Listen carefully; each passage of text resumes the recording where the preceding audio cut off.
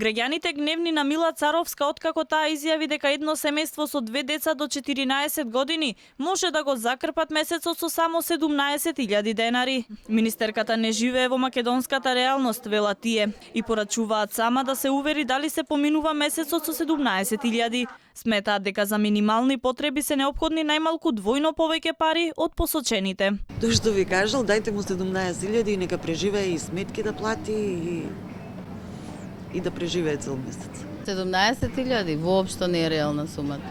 Добро, 17.000 е премалку, мислам дека. Премалку, мислам не е возможно со толку да се живее. Тоа е едноставно мачење, не е живење. Да се вратиме малце назад, 91-ва, времето тие што беа помладите не знаат, тогаш ги зимавме тие, сега што ги спомнуваат 500 евра, тогаш ги зимавме. А од тогаш до сега колку години има, не да сме назад, тоа е смешно. Минимум 30.000. Минимум. Царовска се правда дека била погрешно разбрана. Тоа што го кажала не бил нејзин личен став, туку податоци од Заводот за статистика, врз чија основа ја крои социјалната политика.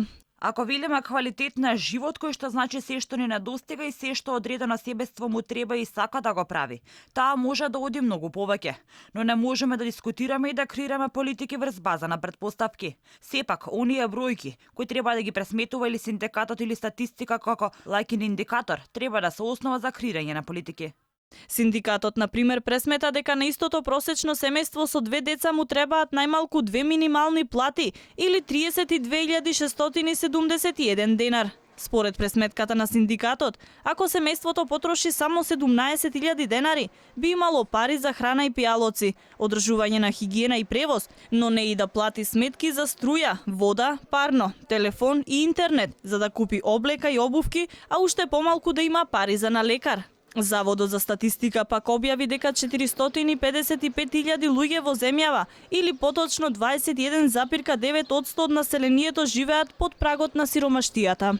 Доколку некој мислеше дека ако има стабилни приходи ќе има пари за достоен живот, тоа бројките го негираат. Во Македонија сиромашни се и 8,8% од вработените и 7,9% од пензионерите.